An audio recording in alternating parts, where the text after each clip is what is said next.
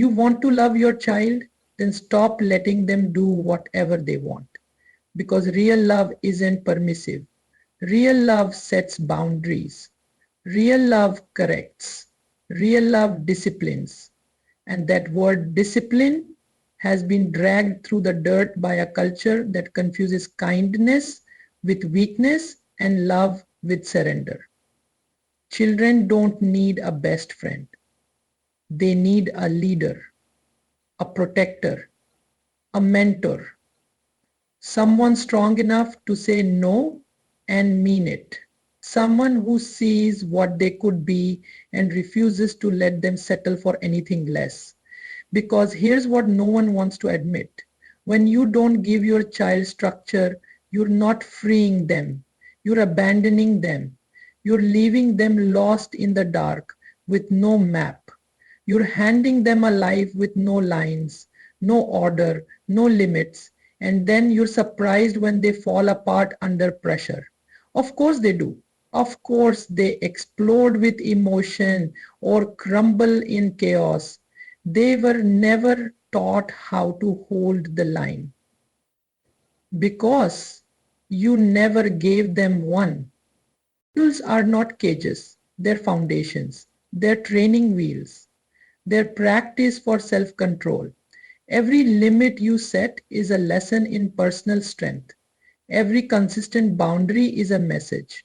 I care about the person you are becoming, not just how you feel today. But most people parent for peace in the moment, not strength in the future. They say yes when they should say no, just to avoid a meltdown. They give in when they should stand firm, just to keep things calm. But calm isn't always good. Peace isn't always healthy because sometimes peace means you've let your child's emotions run the house. And when that happens, you're not raising a child, you're raising a tyrant. You don't want a 5-year-old who rules the dinner table. You don't want a teenager who can't hear no without collapsing. You don't want an adult who blames the world every time they face resistance. But that's exactly what you'll get if you refuse to teach discipline early. If you let every tantrum win, if you cave to every excuse, if you let your guilt guide your parenting, you're not raising a strong human being. You're creating a fragile one. And then we wonder why so many young people can't handle the weight of life, why anxiety is through the roof, why responsibility feels like oppression, why they give up when things don't go their way. It's not because they're weak by nature, it's because they were never made strong, because no one demanded it of them, no one called them higher, no one made structure their safety net. Discipline is not punishment, it's preparation.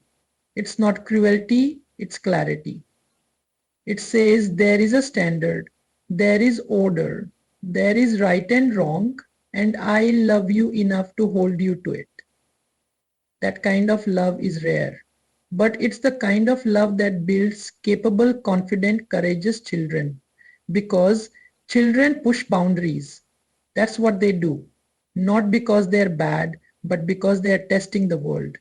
They want to know, is someone strong enough to hold me here? Is someone going to stop me when I go too far? And when you don't, when you shrug or smile or look the other way, they stop trusting you. They stop feeling safe. Because if you don't care enough to stop them, what else won't you protect them from? When you say no and you mean it, when you enforce rules with calm, consistent strength, your child learns something powerful. I'm not in charge of the world. I don't get to decide everything, and that's okay. That's where real peace begins, not in getting what they want, but in learning to master their wants. That's what discipline teaches, self-mastery. And no one gets anywhere in life without that. You want your child to succeed, to thrive, then Teach them to delay gratification. Teach them to show up when they don't feel like it. Teach them to obey when it's hard, because that muscle, obedience under pressure, is the foundation of greatness. But you can't teach what you don't live. If you blow up when things don't go your way, how can you expect them to stay calm? If you quit on yourself, how can you expect them to persevere? If you ignore your own responsibilities, how can you tell them to carry theirs? Discipline starts with you, your habits, your tone, your example. You don't raise disciplined children by yelling louder, by showing them what it looks like to hold yourself to a higher standard. And yes, they'll resist.